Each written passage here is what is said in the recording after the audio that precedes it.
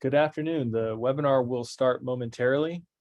If you experience any technical issues, please try logging out and logging back in. And if we experience any technical issues, just give us about 5 to 10 minutes for a resolution.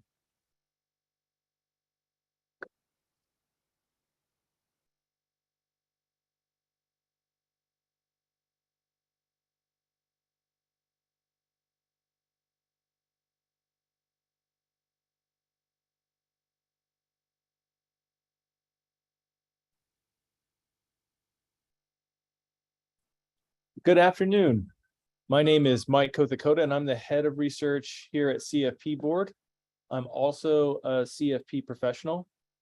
I'm happy to welcome you all to the Research Tips, How to Prep for the CFP Exam webinar. This is a really exciting time on your path to CFP certification.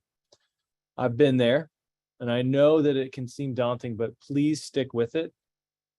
I have to say that there's nothing more rewarding than encapsulating all of the knowledge that you're studying and putting it into practice with your clients. Today, we'll hear from Tony Rossell. He's the Senior Vice President at Marketing General, Inc., whose agency conducted the research we'll discuss today.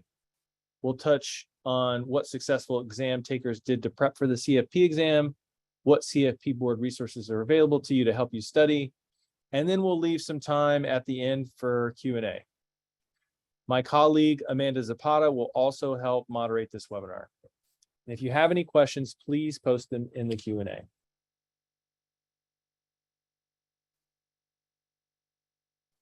I'd like to transition now to Tony to discuss the research. Hey, Mike, thanks so much. And it is a pleasure to be here with you all today. And it's an honor to be able to share this research that we conducted for CFP Board. The research was done in July of 2022.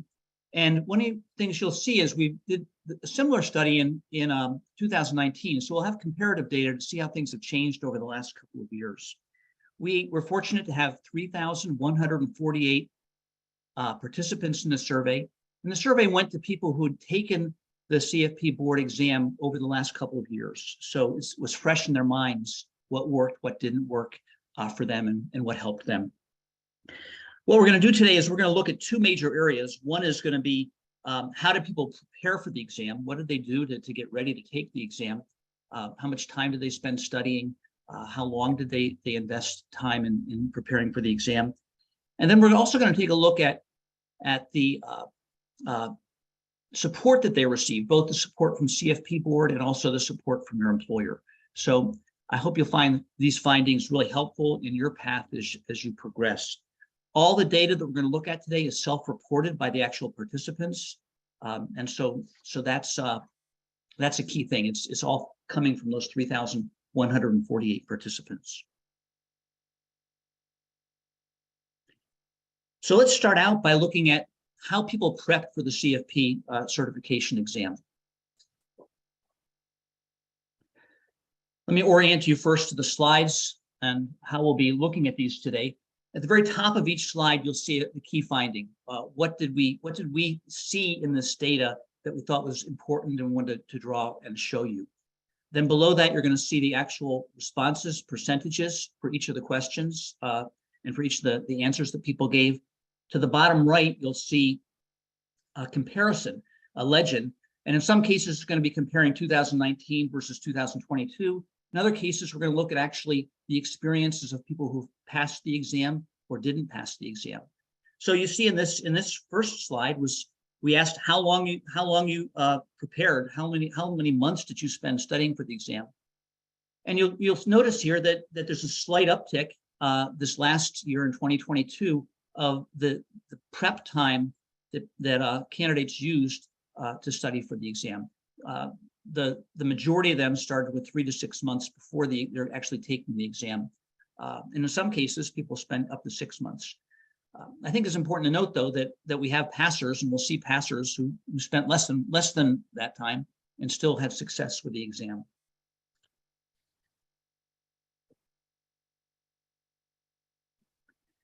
And the other area is how much time do you spend each week how much time did you have to invest in preparing for the exam? And the median, the vast majority of people spent between 11 and 20 weeks preparing for the exam. Some people spent, even more than that, but that seems to be where people sort of centered. It was that 11 to 20 hour time frame where people spent investing their time each week in getting ready to take the CFP exam.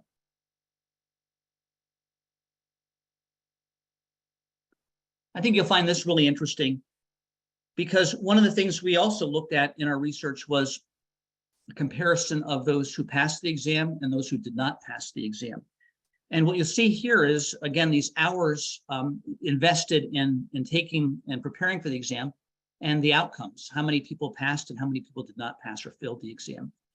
The breakdown is interesting, because people who did spend 16 to 20 hours or even more than 20 hours a week, we did see reported a higher pass rate for those people. I want to make sure, though, to make it clear, we're not saying that there's a direct relationship necessarily. There's not a causation to more time spent versus passing. We see a correlation here. So you'll see at the very top there, some people who spent less than 5 hours a week still passed the exam. But there certainly is a correlation between time invested each week in studying for the exam and likelihood to pass.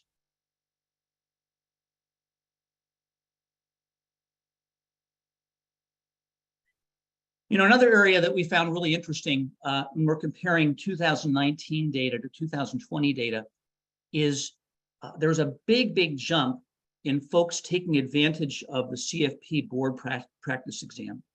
And one of the things that Mike will share a little bit later are a number of the resources that CFP Board makes available to support candidates in their exam process. But clearly, the practice questions and the question bank used by CFP Board, the practice exam, was really a top performer as far as what people use to get ready for their exam.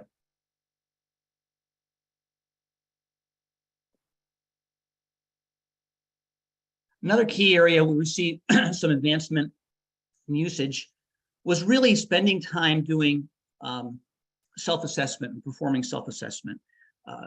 What we saw again for 2022 is there was a pop from 81% to 94% of people stepping up and saying, hey, I need to do a self-assessment. I need to understand where I need to work harder, where I need to identify weaknesses and strengths as I prepare for the exam. And we saw, again, folks taking advantage of those self-assessment tools and investing in really preparing for the exam by understanding where they were weak and where they needed areas of improvement.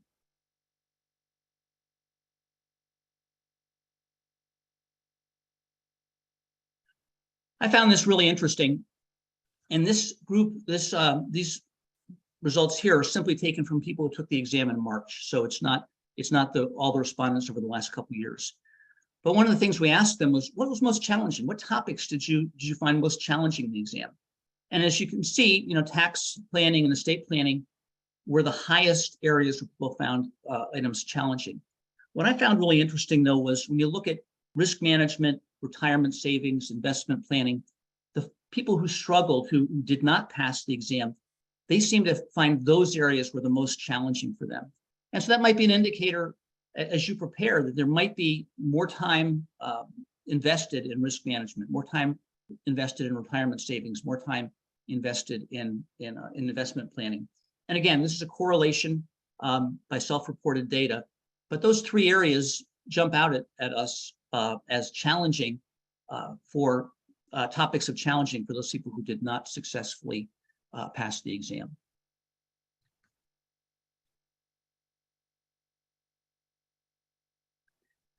Another area I want to take a look at from our research data was CFP board and firm support. What were the areas that were CFP board or your employer came alongside of candidates to help them in the process of preparing for the CFP board exam and then ultimately passing it?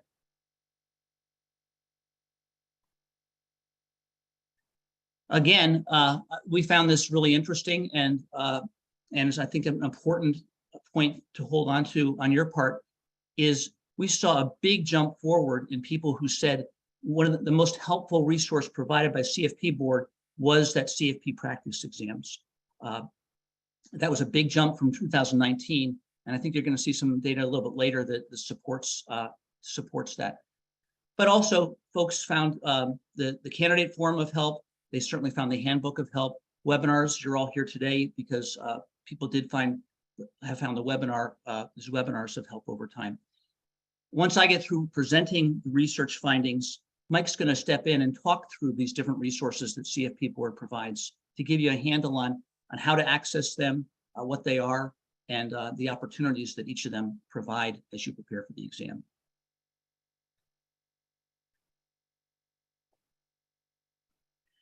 So I want to drill down a little bit on these practice questions because that came out so strongly as a very positive and helpful resource from CFP Board. So one of the questions we asked was, what practice questions and banks did you use? And then we took a look at, again, passing and failing the exam. And again, related to the CFP Board practice exams, those people who did take advantage of those, we did see a bit of a bump from 80% to 73% of likelihood to pass. Again, we see a correlation there. There are still many passers who didn't take advantage of the CFP practice exams, but I think it's good to hear that self-reported data that folks that did use that exam, those practice exams, did see a bit of a stronger output, a bit of a stronger pass rate on their exam.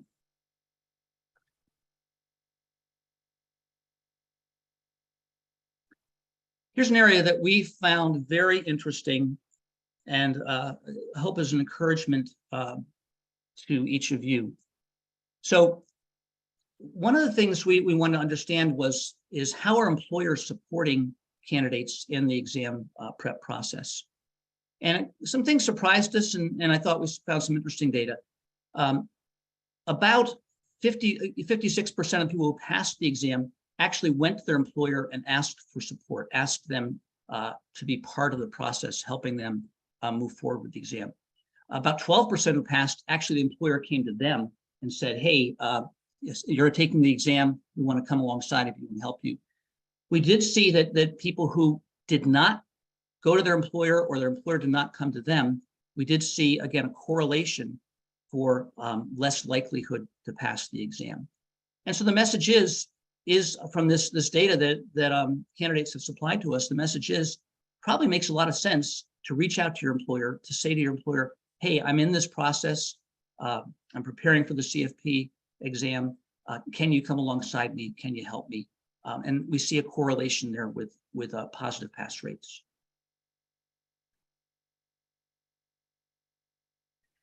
So how did employers help people in this process? One of the key areas that we found was very important was providing candidates with flexibility as they prepared for the exam. As you can see, those who had no flexibility in their work schedule, there was a higher propensity, a higher correlation for them not to pass the exam. And those who received a lot of flexibility from their employer, there's a correlation for more likely to pass the exam. And again, there still are people who had no flexibility and they still passed the exam. It's just that there is a positive correlation getting your employer, getting on board with your employer, getting some flexibility, some help in preparing for the exam. And we see a positive outcome from that.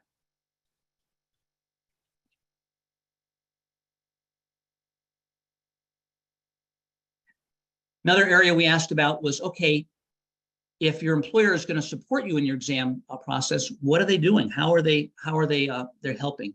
And again, we see when those employers engaged with the candidate, we did see some very positive outcomes and some positive correlations. Clearly, one of them was saying that their employer provided financial support related to taking the exam. The other area is simply encouragement, simply having an employer come alongside and say, hey, we're here to help. We want to encourage you in this process. And then, as we saw on the previous slide, giving people time away, flexibility with their work schedule to prepare for the exam. Those three really jumped out as positive influences and positive input and support from the employer to candidates in signing up for and taking the exam.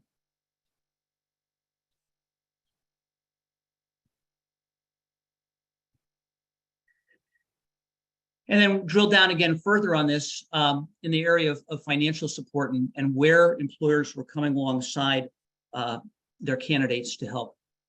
Again, we see with passing and not passing, or passing and failing here, CFP certification, education coursework, when the employer provided financial support in that area, we saw a correlation of the higher pass rate.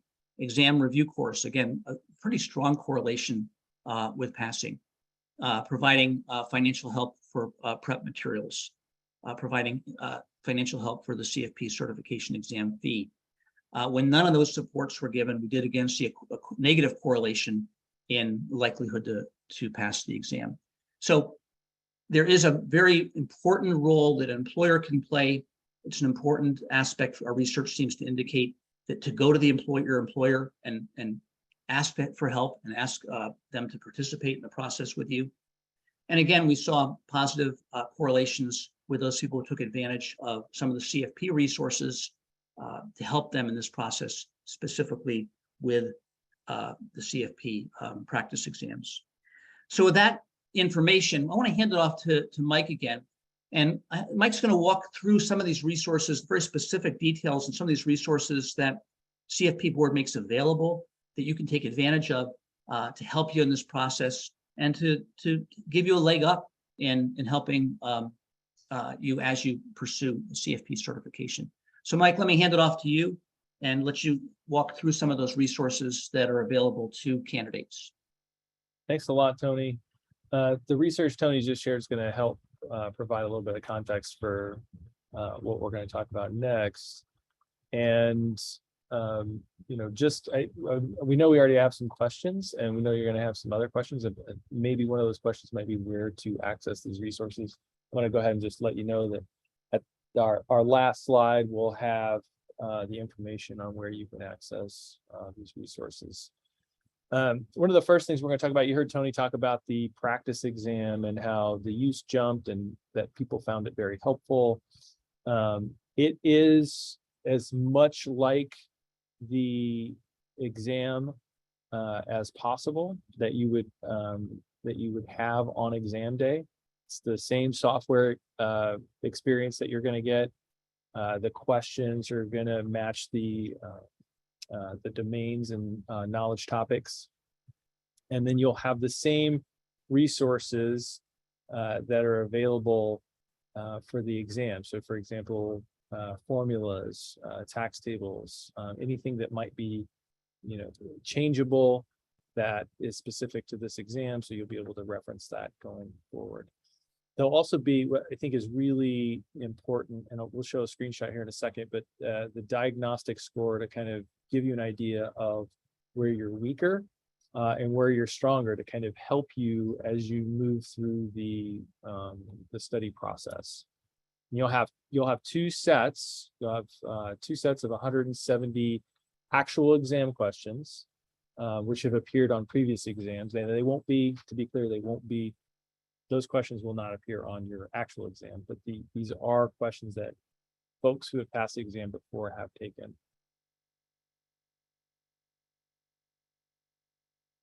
Right here, you can kind of see both what it looks like as far as when you get a question here on the left panel.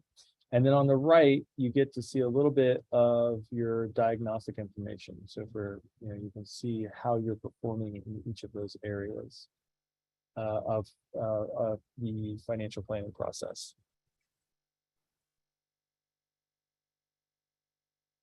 Okay, so a really good resource are your peers. So one thing that is really helpful when studying, and those of you who have taught before can understand this, when you teach topics to other people, it kind of helps you remember it, you prepare better. So peer-to-peer support is really helpful, so you can get some recommendations from other candidates.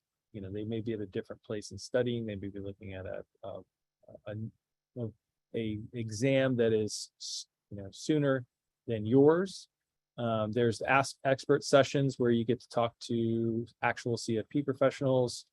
And then there's a forum with some exam tips and sample questions that and you can have conversations around why the answer is what it is. The forums are really helpful in that, explaining, like sometimes you don't quite understand why a certain answer is correct. Having these conversations with your peers is incredibly helpful.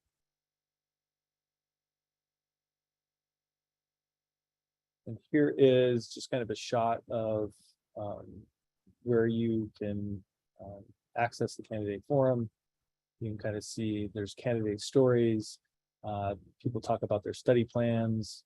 You'll often hear how people prep their index cards for the things that you need to memorize that you can apply later.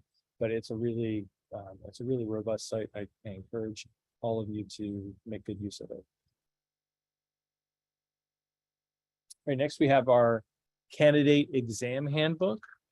So this is really useful in helping you understand the exam process. There's a lot of questions, and in fact, probably some of the questions we've already had can be answered by, looking through the candidate exam handbook. A little bit about how you would register for the exam, some exam prep, like how to, what's the process for preparing for the exam, what you can expect when you take the exam, what you can expect after the exam. So what happens, after you pass, or if you, unfortunately happen to fail, what happens next, what are your next steps? It also outlines the principal knowledge topics, and the principal knowledge, the PKTs are what you need to know. Those are the general areas of knowledge of competency that CFP Board expects you to have knowledge in those areas. And then there's a Menti success toolkit. Here's a screenshot of what the exam candidate handbook looks like. You can kind of see here on the right-hand side of the screen, what you're supposed to bring to the exam. Make sure you've got your driver's license, government, some government issued ID, your calculator, cannot bring food or drink, etc. No notes, and so on and so forth.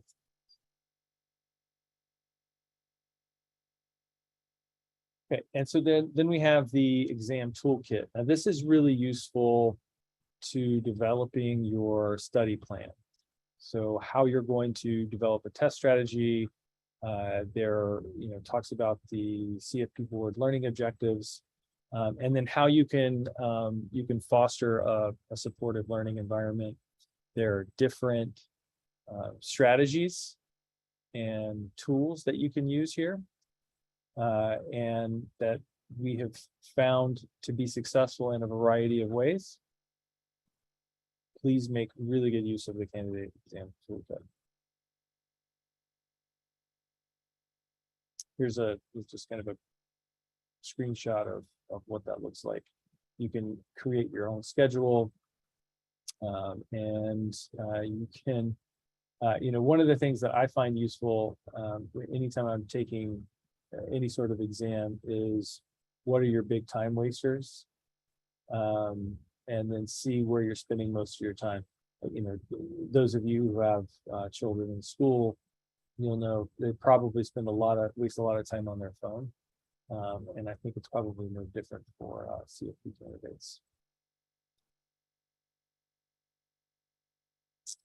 All right, we also have a mentor program. So CFP professionals volunteer to support you as you prepare for the exam. I think this is probably one of those things that is pretty, I think it's pretty powerful. And the reason that CFP professionals volunteer is because they want their profession to be filled with competent, ethical financial planners.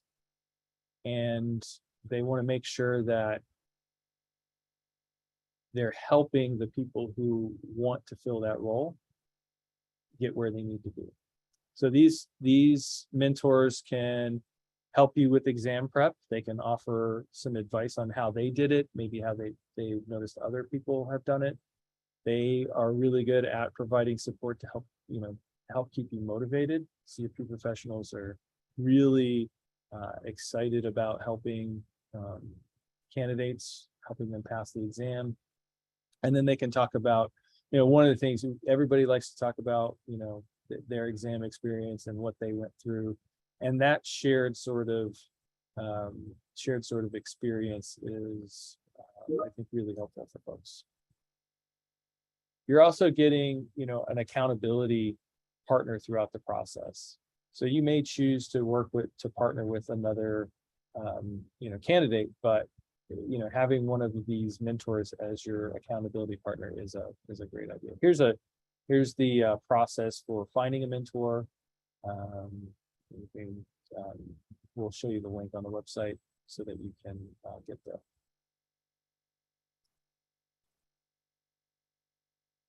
So we have some other exam resources that we're not going to talk about in great detail here. We have an exam prep checklist, sample exam questions, what we found that successful candidates do, like what their habits are, what their normal course of life is. And then tax tables and formulas. These are all on the CFP.net website.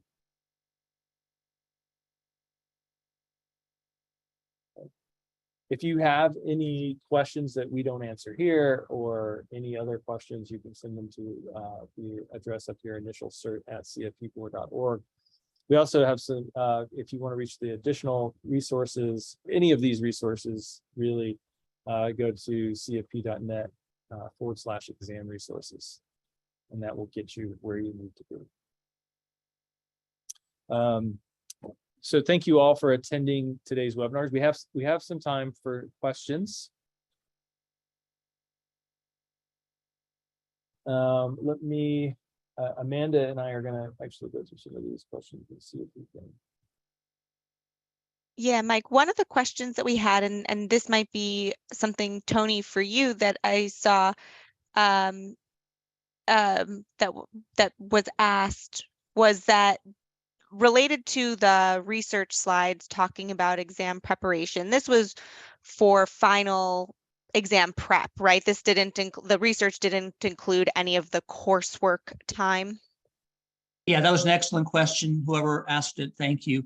Yes, this was specifically time spent, both calendar time and also hourly time spent in past coursework and preparing for the exam.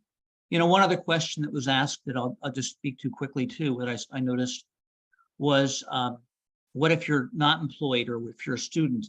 Were those people included in those employer questions? And the answer is no. The screener was, are you employed? And for those who were employed, then we asked about employer support.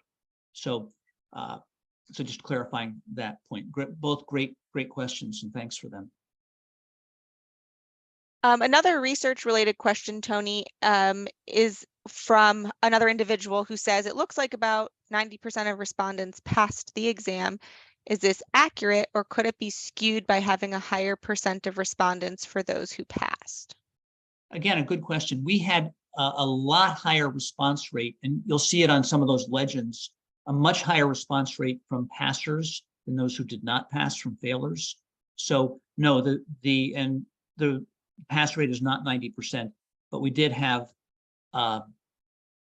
substantially more, about five or more times higher number of passers who responded to the survey.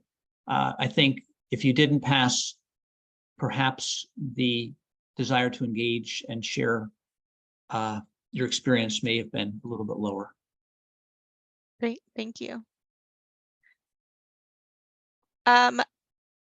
Mike, this is a question I think that is for you. I'm not sure we have an exact answer to provide, but maybe you have some recommendations. How far out do you recommend doing a practice exam? For example, say for the upcoming March exam, someone's exam date is March 14th. Is there a good rule of thumb to do it a month in advance, earlier than that? Do you have any thoughts on that? Yeah, that's a good question, Amanda. What I would say, we didn't have the practice exam when I took the exam, but what I would suggest is, because you get that diagnostic report, I would suggest somewhere between 45 days and 30 days out from your exam date to take that diagnostic exam, and then at least the first one, and then you have an idea of where your weaknesses are. You study up, focus on the topics that you're weak in, and then probably somewhere 7 to 10 days before you take the exam, try to take that second exam. That would be my advice. Great, thank you. And then we had another question. We didn't talk about, the accelerated path or qualifications for certification. And I think if anybody has, very detailed questions or looking for something that's more personal to them, please reach out to us and we're happy to discuss with you individually. But Mike, a question for you that we received towards the beginning is, if someone is approved for the accelerated path program by holding one of those qualifying credentials, what is it realistic to take the March exam? What are your thoughts on kind of timeline for starting the capstone course and prep for the exam, for the March exam? Yeah, I mean, I think, this is challenging. It is specific to your specific situation and what you may know. I would say that, it looks like one of the questions is specific to taking the March exam. And I would say there is plenty of time, whether you're on the accelerated path or not, to study. It's going to be dependent on your work-life schedule and what you currently know and how you've currently prepared. Quite honestly, no matter how you're coming to the accelerated path, there are going to be areas where you're just going to be weaker. For example, I think somebody mentioned that they got their CPA, and so maybe tax is probably not going to be one of your weak points. But some of the others might be. And as you notice from Tony's research slides, it's you can't tease it out from those slides, but it's likely that some people are a little bit overconfident in some of the areas. They think they may know more than they actually do. So just be careful when you're studying. Great, thank you.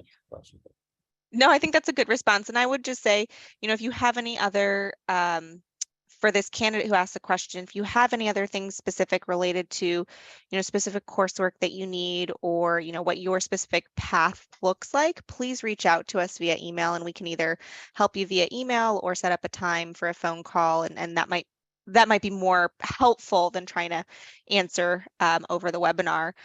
Same thing, we had another candidate ask a question about the degree, what's required for the official degree requirement. Please reach out to us individually. I don't have your name here, so please reach out to us and we can definitely talk through exactly what you'll need.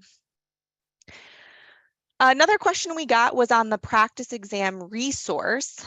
I noticed there was a calculator button on the screen. Will we be allowed to use our own physical calculators?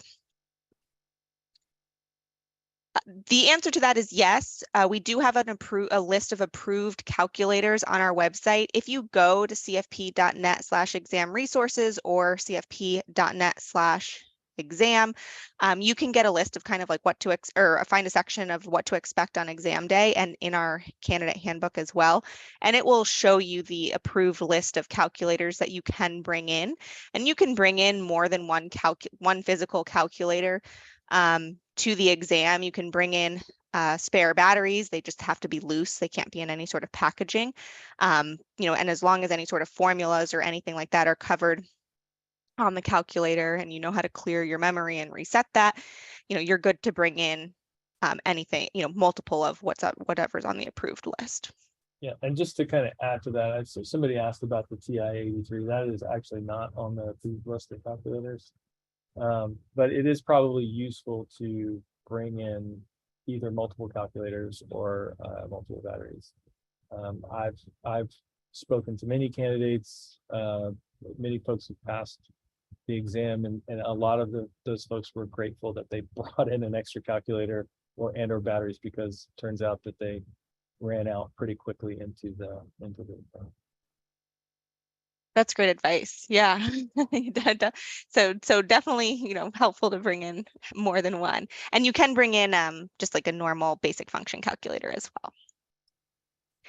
How do we get access? The next question is, how do we get access to the CFP practice questions? How do we obtain them? The first practice exam is complimentary when you register for the exam. So when you do go through the exam registration process in your online account, you can select the first practice exam. Again, is complimentary.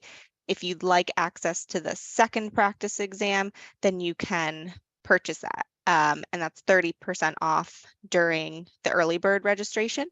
Otherwise, it would be $249 outside of early bird registration or outside of exam registration. But you can find, if you do want to purchase it outside of exam registration, you can find that in your online account. Tony, a research question for you. Did you take into account repeat test takers? Buried in the data, yes, there is information on research on retakers. I don't have that available right now, but we did have an opportunity for people to say this was the second time they had taken the test, and we did have answers for those questions. Great. And Tony, is there any research that we completed or that you completed on data on the amount of time people took to complete coursework versus how much time they spent reviewing for the actual exam? Good question. We did not look at time to complete coursework. And so the data that we shared in those slides was basically post-coursework when people actually prepping for the exam, how many months and how many hours per week they were using. We did not look at the time people took to complete coursework or review courses.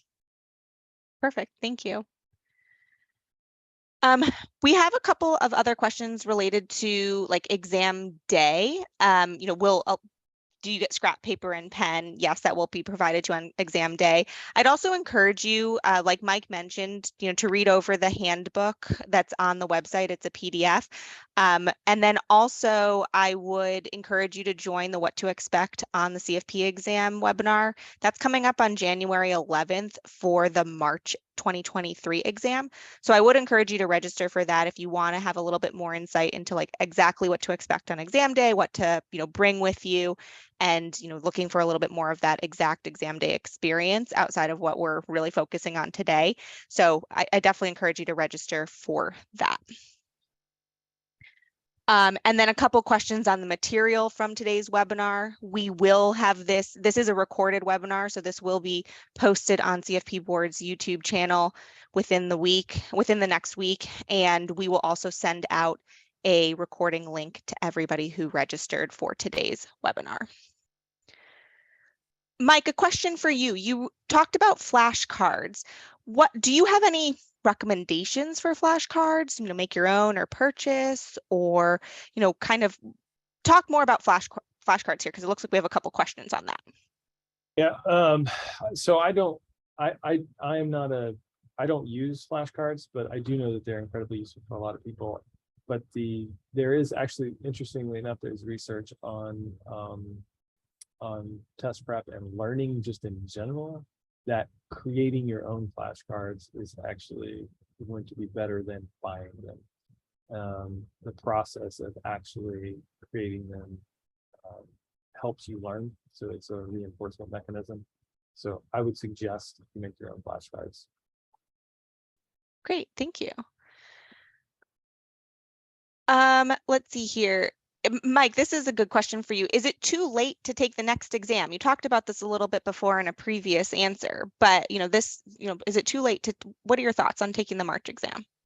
I think it's absolutely not too late. There is, you have an exam window during that time period. If you are, it is all dependent on how much time you're willing to put in between now and then. And if you can put the time in, then the March exam is as good a time as any to take it. And I would encourage you to try to get there. Great.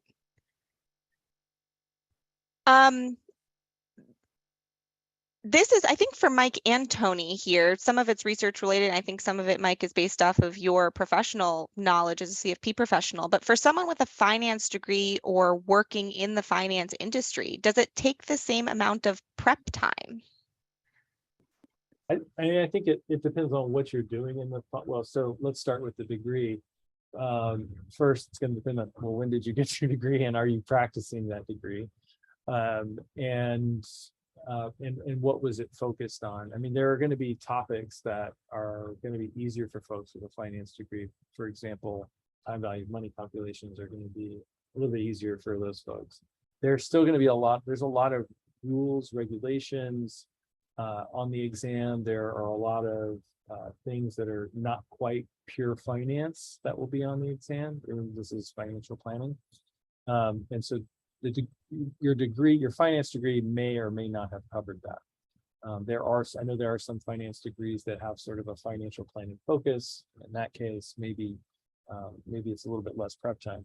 Now, if you are working in the finance industry, so I would say you're working purely on the investment side, that'll help a lot with investments, but it doesn't necessarily help with financial planning. Now, if you're in financial planning, if you've been a financial planner for a number of years, I can say that will, from personal experience, that is incredibly helpful in passing the exam.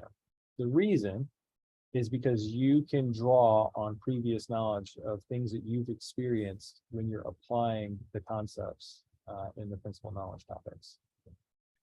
And I'll add another comment to that, Mike, a good answer. I would love in our research to have broken down by, by industry, by job type, all those kinds of things in the research. But I think if we'd done that, we probably would not have come up with statistically valid information. So one of the key things I wanted to be able to present today was in all the answers and all the material we're sharing with you, they're vetted, they're statistically valid data points. And but it would be fascinating if we get enough response. It'd be fascinating to break down some of these things by industry, by field of work. That would be a very interesting additional point to research at some point. But what we did share was we want to be sure to share things that were statistically valid and on target. Another question, and we've received a couple of these types of questions about exam prep providers, independent or third-party exam prep providers. Do we have any information? CFP Board doesn't really provide recommendations related to third-party prep providers, but Mike or Tony, do we have any information on how successful exam passers rated their exam prep programs, or anything that we can provide on maybe where to find some of this information?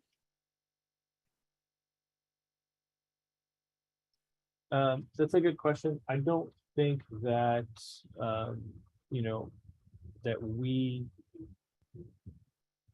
that we have that information that we can readily give to candidates.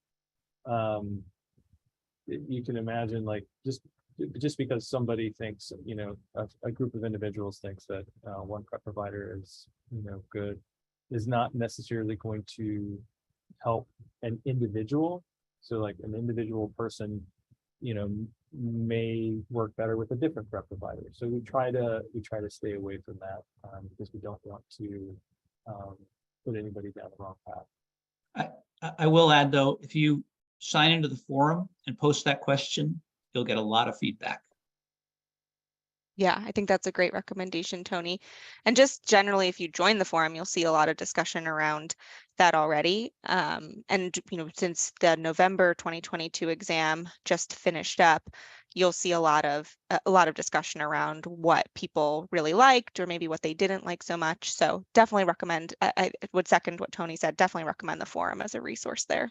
It's a huge resource, and that way you're getting real feedback and real comments from people who took the course and people who took the exam in many cases. Looking through some questions. Tony, do we have any data on how how anybody performs on the exam, students or otherwise, when taken immediately after graduation, to when the exam is actually taken? Yeah, my recollection is from previous research we've done with CFP Board that there is a benefit of not having a huge lag time between completing coursework and taking the exam. I think we have seen in past research, it wasn't incorporated into this research, but that it's a good idea not to finish coursework and then let a lot of time pass to stay on task and to move forward with the exam. That's my recommendation or my recollection from previous research we've done with CFP Board. Great. We have a question on what is the latest time to start preparation for March for a career changer? Mike, I'll let you chime in with anything, but I will just say that, just take a look at some of the deadlines. If you've completed the coursework, or if you haven't completed the coursework, the deadline to complete the coursework is February 14th. So you'll just want to make sure, right, that you're meeting the deadlines for some of the things that make you eligible to sit for the March exam. So I would take a look at that just in terms of that type of general timeline. But Mike, you've talked about this a little bit, but anything else to offer in terms of, of making sure you're set in terms of having a study plan in place? Yeah, I mean, your study plan is going to vary kind of based on how much time you're thinking about between before the next exam. So for example, it's December now, so you've got December to January, January to February, February to March, so you've got about 3 months. So you're just going to have to think about how you would, when you're developing a study plan, whether you've given yourself enough time. I mentioned the practice exam. So when you take the practice exam, if we're saying 45 to 30 days out, you just want to be careful to make sure that you're able to assess your weaknesses and then kind of adjust from there. The other thing I would say is, a lot of it is just really, it's really dependent on how much work you're willing to put in. So just make sure that you've got the support. Quite honestly, you want the support of your family and friends, because you're just not going to be spending, especially if you've got short time, you're not going to be spending as much time with them if your goal is to pass the exam. Perfect, thanks. And Mike, another question for you. Any tips for people taking the exam not for the first time, but after many years, with many years in between an exam attempt? I'm sorry, can you say that? Yeah, so any tips, do you have any tips for people who are taking the exam not for the first time? So maybe there was, failure 1 or 2 times or multiple times, and then there was a long gap between trying to attempt the exam again. Do you have any prep tips or maybe how to study again after, having such a long time between exam attempts? Yeah, it's probably, I would say that having a long time in between attempts is probably actually a good thing, because you've had some chance to rest. Studying for something like this and taking an exam is incredibly grueling. We don't hide the fact that this is a difficult exam. In fact, we want folks to be confident. I would say that if it's been a while, I think that the candidate toolkit is really helpful in helping you create a study plan, and just making sure that if you can remember the things that you did, maybe do them a little bit differently. If you focused on just doing practice questions, that may not be the best strategy, because a lot of times you need to get good at applying the knowledge. This is an application profession. You need to be able to take concepts and apply them in a wide variety of scenarios. So, just to make sure that, you're not just taking practice questions, exam questions, you are, looking at the concepts from several different angles. I don't know if that's helpful or not. Perfect. Thank you. And Tony, so I think we have a time for a couple more questions here. Tony, I do have a question for you from a candidate here. When reviewing the number of weeks spent preparing, along with the number of hours spent preparing per week, does this indicate an average range of total hours spent? For example, do those that spend fewer weeks preparing tend to spend more hours per week? That's a great question. And next year, I'm going to incorporate it into the survey. So thank you. I think if I'm understanding the question properly, you can sort of do the math, because you saw that it said, the median was 11 to 20 hours a week, and people were spending, 3 months ideally prepping for the exam. So you can sort of do the math there on the total amount of time that is being self-reported by exam takers that they put in preparing for the exam. Does that answer that, Amanda? I think so. And I think that's going to be the best type of data that we have, for you to use those two slides, to your advantage there. Yeah, I think it's a great point, though, and I think that what I'd like to do is if we do this research again in the future, I think it's a really great question to ask. What is post education? What was the total number of hours that you spent preparing for the exam, not broken down by months or by weeks? I think it's a great question. And I know that we are going to run out of time before there are, before we're able to get to everybody's questions. So I would definitely, feel free to reach out to us via email for any specific questions. I know that I see some very specific questions related to exam day, especially around the exam timing of that, and how long that is, and is there a formula sheet provided, that type of information. Mike, do you have for how long the exam is? Do you want to provide that information? For how long the exam is, like how long should you take? How long will it take? No, like the actual testing time. Yeah, it's I believe it's 6 hours. Yep. So it's 6 hours, it's 2 3-hour sessions. You get a break in between each. Somebody had asked, and I just actually answered this question. Should we plan on taking the allotted time? Yes. Especially, it's a good policy to be able to go back and review questions. Now there is I'm going to answer a question I don't think was asked, but if you are, there are testing strategies around, what to do if you're not sure about an answer, but it's really useful to use the time to go back and look through. So don't just, be done unless you're just positive, like that you just aced it.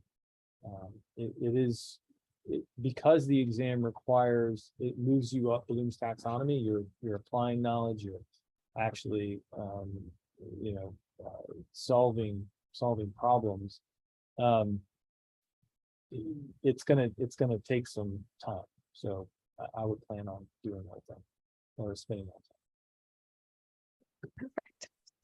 And like I mentioned earlier, we will be having a what to expect on the CFP exam webinar on January 11th, related to the March 2023 exam. But of course, anybody can join. A lot of the day-to-day and or day of experience is not going to change. So if you have any specific questions about your name showing up differently, how many calculators you can bring in, or what types of calculators, breaks during the exam, the sections of the exam, that type of stuff, I highly encourage you to join that webinar. Of course, you can always reach out to our exams team if you want to discuss that sooner. You can either send an email to the email address that's on your screen here, initialcert@cfpboard.org, or our exams team email address is examinations, which is plural, @cfpboard.org for specific exam related questions. Again, more about the day of experience. Mike and Tony, any last questions that you want to answer or thoughts here? I'll just jump in. I think that you don't overthink it. Use the resources. You are, you're on a great path here, and I'm excited for you. I think, and we at CFP Board are excited for you. Just, make sure that you're taking care of yourself. I mean, a lot of exam prep has to do with making sure you're healthy, and that your mind's not clouded and you have a reasonable level of stress, but you're not overstressed. Stress can be a good thing. Just don't be overstressed. That's kind of what I've got to say. Tony, I don't know if you had anything else you wanted to add. I'll just a quick comment. Speaking from the outside, I can say that I know the CFP board staff. There's a deep desire to come alongside and help candidates and want candidates to succeed. And the team has put hundreds of hours towards preparing resources and providing support for candidates. And so whether it's the practice exam or whether it's the forum or whether it's a mentor program, there's so many pieces of information and resources available that are there to support candidates. And in interacting with CFP board, that's the heart of the organization, is to support candidates. Is a belief that having people certified is a public service and makes a difference in our community. And so I encourage you to continue in the process, and I encourage you to take advantage of the resources that CFP board has put together, because they really are helpful. So check out the website, spend some time looking at those, whether it's signing up for the forum or any of these other resources. I think you'll find them really valuable.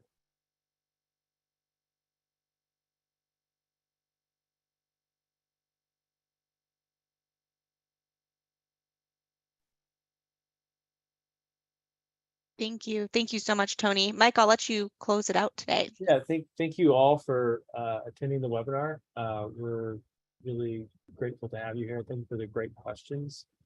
Big thank you to Tony for sharing that research with us. If you have any questions, please feel free to email us at the initial cert@cfpboard.org, and we'll be happy to respond to those questions. Thank you.